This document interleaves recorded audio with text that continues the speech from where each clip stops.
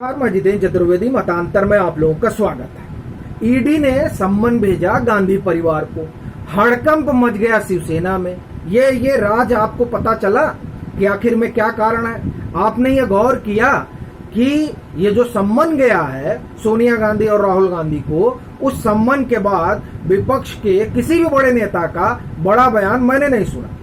और यहां तक कि सत्येंद्र जैन को जब ईडी लेकर गई तो कपिल सिब्बल का बयान भी आया था, लेकिन इस मसले पर अभी तक मुझे नहीं ध्यान आ रहा है कि उन्होंने कुछ कहा हो। वो अभी तब, जबकि वो इस मामले में गांधी परिवार के पैरोकार भी रहे।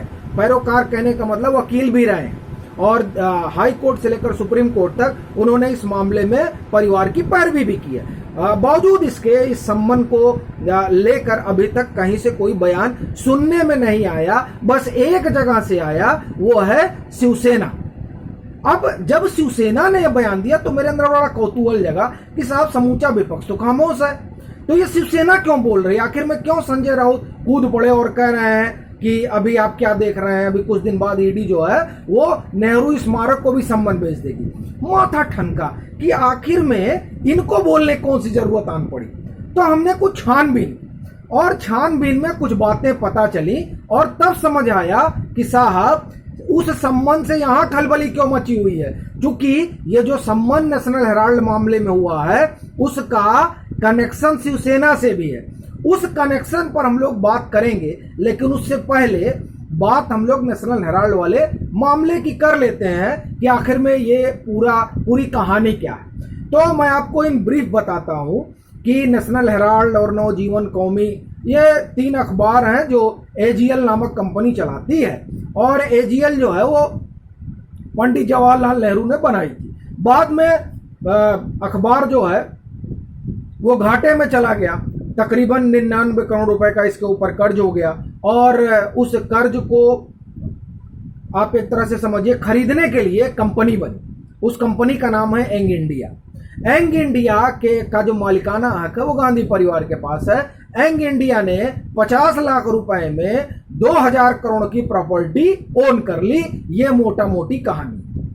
ये बात सुब्रमण्यम स्वामी को पता चली और 2012 में वो कोर्ट गए और कोर्ट में उन्होंने मोटे तौर से जो 2-3 सवाल हैं मैं उसको आपको बताता हूं। पहला कि ये क्या कोई जो राजनीतिक दल है क्या वो किसी को कर्ज दे सकता है?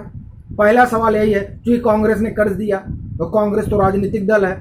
और ये लोग टैक्स बेनिफिट कैसे मिलता? टैक्स बेनिफिट तो अगर ये कॉमर्शियल एक्टिविटी करने लगी है, ये सवाल खड़ा हुआ। दूसरा, ये जो 50 लाख में 2000 या 5000 जो भी पूरी नेशनल हेराल्ड की प्रॉपर्टी है उसको एंग इंडिया ने लिया, तो क्या उसके लिए उसके शेयर होल्डर से कंसेंट लिया गया? एक ये सवाल है। और फिर जो है ये मामला चलने लगा। अब जब ये मामला चलने लगा तो उसमें फिर आयकर विभाग, सीबीआई और ईडी की एंट्री होती है। आयकर विभाग ये पाता है, उसका अपना जो असेसमेंट है उसमें ये देखता है कि साहब इसमें कर चोरी होती है। कर चोरी, इनको ये कहना है कि एंग इंडिया के जो डायरेक्टर हैं वो जो एंग इंडिया से प्रॉफिट हुई। अब एंग इंडिया को प्रॉफिट कहां से हुई? असल में नेशनल हेराल्ड की जो तमाम संपत्ति है वो तो किराए पर है, उसका कॉमर्शियल यूज हो रहा, तो वहां से जो पैसा आया उसके बारे में इन्होंने बताया नहीं, तो वो जो है इनकम टैक्स वाला मामला बन गया। फिर सीबीआई अपना आ गई। उसमें एक मामला जो है वो कोलकाता की किसी कंपनी से, कंपनी का नाम हमको एग्जैक्ट याद नहीं आ रहा है, वो जो पूरा असेसमेंट है इनकम टैक्स का उसमें कंपनी का नाम भी है। तो वहां से करीब 1-1.5 करोड़ रुपए आते हैं। अब वो जो अनअकाउंटेड मनी आ रहा है उसको, अच्छा वो कोलकाता तो क्या लेना देना है, तो वो एक मनी लॉन्ड्रिंग का हिस्सा बना। और इसका जो है प्रियंका वाड्रा से भी संबंध है। वो इस तरह से कि इसकी कुछ इक्विटी जो है, या आप ये कहिए कुछ हिस्सेदारी राहुल और प्रियंका दोनों के पास है। तो अब इस पूरे मामले की जांच चल रही है कि ये आयकर भी कर रहा है और ईडी का हवाला कहां से हुआ, और ये जो तमाम संपत्तियां हैं उन संपत्तियों की भी जांच पड़ताल हो रही है। उसमें एक बात और आई कि एक जो बड़े नेता हैं कांग्रेस के और उनके भाजपा में भी इसको संबंध है, और फिर ये हुआ कि उनको इसलिए राज्यसभा, ये एक नरेटिव है, मुझे ऐसा लगता है कि उनको राज्यसभा इसलिए लाया जा रहा है ताकि वो ये जो ईडी उडी का केस चल रहा है बाड्रा साहब के ऊपर, उससे जो है मुक्ति दिलाएं। अब ये नरेटिव, और इस हमको लगता है ये नरेटिव इसलिए गढ़ा जा रहा है ताकि भाजपा पर सवालिया निशान खड़ा किया जाए। और हमको लगता है कि आप भाजपा को लेकर, चूंकि इस तरह का जो नरेटिव मैंने भी सुना, तमाम जो लोग हैं, और खासकर हम बात करें तो वो लोग जो सेकुलर पत्रकार है, वो इस लोग की जब चर्चा करने लगे तो मैं चौंका और मैंने सोचा कि क्या भाजपा में भी ऐसा होगा।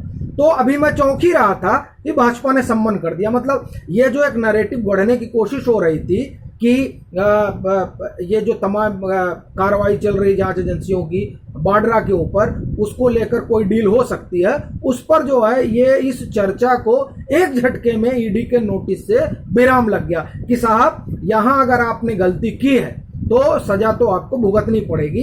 ये जो कहानी गढ़ी जा रही है कि गिव एंड टेक होता है, तो ऐसा कुछ होता नहीं है। बहरहाल तो ये पूरा जो है नेशनल हेराल्ड की कहानी है। अब सवाल ये है कि शिवसेना के पेट में क्यों दर्द हुआ। तो हिंदुस्तान टाइम्स ने 2016 में एक रिपोर्ट, और उस रिपोर्ट में कहा गया कि साहब ये घोर वायलेशन हुआ है बांद्रा में जो प्लॉट अलॉट हुआ नेशनल हेराल्ड। जी हां, देश भर में प्राइम लोकेशन पर नेशनल हेराल्ड की संपत्तियां, तो उसमें बांद्रा में भी है।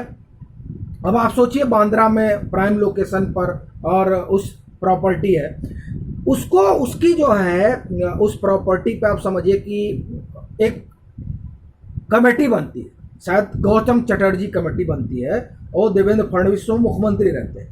वो इंक्वायरी करती है उस पूरे प्लॉट को लेकर। हाँ, ये ब्यूरोक्रेट गौतम चटर्जी, वो 20 पेज की एक रिपोर्ट जो है वो देते हैं, और उसी रिपोर्ट के हवाले से हिंदुस्तान टाइम्स ने खबर की। वो रिपोर्ट ये बताती है कि साहब पहले तो इसको 20,000 स्क्वायर फीट में ही काम धाम करना था, वो अब हो गया 83,000 स्क्वायर फीट। मतलब 20,000 स्क्वायर फीट पर का जो है लीज था, और वो 83,000 स्क्वायर फीट चला गया। लीज 30 साल का था, 1983 में लीज पर मिला था 30 साल के लिए, 2013 में इसका लीज खत्म हो रहा था। अब 2013 में ही बीएमसी मतलब बॉम्बे म्युनिसिपल कॉरपोरेशन वहां पर 13 मंजिला या संभवतः 11 मंजिला स्टोरी बनाने का जो है परमिशन दे देती है। ये सब उस रिपोर्ट में दर्ज है। ये in 2013 the BMC cleared construction of an 11 storey commercial building का। और तीसरी बात इसमें लिखती है कि इस रिपोर्ट में कि ये 15% जो है कॉमर्शियल उपयोग कर सकते हैं, बाकी सब्सिडाइज रेट पे देना होगा। मतलब जो उनको पूरा लीज पे मिला हुआ है उसमें हो क्या रहा है कि 15% छोड़िए, वो सब कॉमर्शियल ही चल रहा है। ये देवेंद्र फडणवीस के सरकार के समय में ये रिपोर्ट आई और इस रिपोर्ट पर खबर हुई। अब सवाल ये उठता है कि बीएमसी ने पहले तो ऑर्डर दे दिया कि साहब 11 बना लीजिए, तो कैसे दे दिया जब वहां 30 साल का लीज था। दूसरा, वो 83,000 स्क्वायर फीट कैसे चला गया जब 20,000 स्क्वायर फीट का मामला था बात। और फिर ये कॉमर्शियल कैसे हो गया, इस पर सवाल उठता है। और फिर इसमें इसी में लिखा हुआ है the state government has demand that the BMC issue A stop work notice. वहां जो काम धंधा चल रहा है उसको सब बीएमसी बंद करवाए, लेकिन बीएमसी ने कुछ किया नहीं। तो वो जो बांद्रा वाला प्लॉट है नेशनल हेराल्ड का, उस प्लॉट में बीएमसी ने जिस तरह से, और वो देखिए 2013 में जब इन्होंने काम करने का वो 11 मंजिला बनाने का जब क्लियरेंस दिया था, तो वहां एनसीपी और कांग्रेस की सरकार थी। तो सब सरकार है तो कुछ भी करिए। तो ये जो लूप होल्स मिले जिसमें बीएमसी भी जिम्मेदार है और बीएमसी पर शिवसेना का कब्जा है, तो ये बड़ी दिलचस्प बात है। और इस कारण से जो है अब यहां भी पेट में दर्द उठा कि साहब अब ये नेहरू को भी स्मारक को भी नोटिस भेज देंगे। तो ये दरअसल कनेक्शन है नेशनल हेराल्ड का शिवसेना से। अब ये देखना बड़ा दिलचस्प होगा कि जो ईडी ये जांच पड़ताल करेगी तो क्या देवेंद्र फडणवीस की सरकार ने ये जो रिपोर्ट बनाई थी इस रिपोर्ट का भी संज्ञान लिया जाएगा, और उसमें उस समय जो कुछ ये सब चल रहा था तो क्या उसमें कुछ शिवसेना भी बुलाई जाएगी पूछताछ के लिए। ये तमाम पहलू हैं, अब वो तो ईडी देखेगी क्या होगा, लेकिन ये जो मामला था ये बड़ा दिलचस्प लगा और तब समझ में आया कि आखिर में वहां कौतूहल क्यों। अब ये देखना होगा कि आगे इस मामले में क्या होता है, जेल जाएंगे बाहर रहेंगे, ये सब तो बात की बात है, लेकिन ये जो है ये कनेक्शन है। अभी के लिए फिलहाल इतना ही। अगर आप मतांतर से नहीं जुड़े हैं तो जुड़िए, वीडियो को लाइक कीजिए, शेयर कीजिए और अपने सुझाव जरूर साझा कीजिए।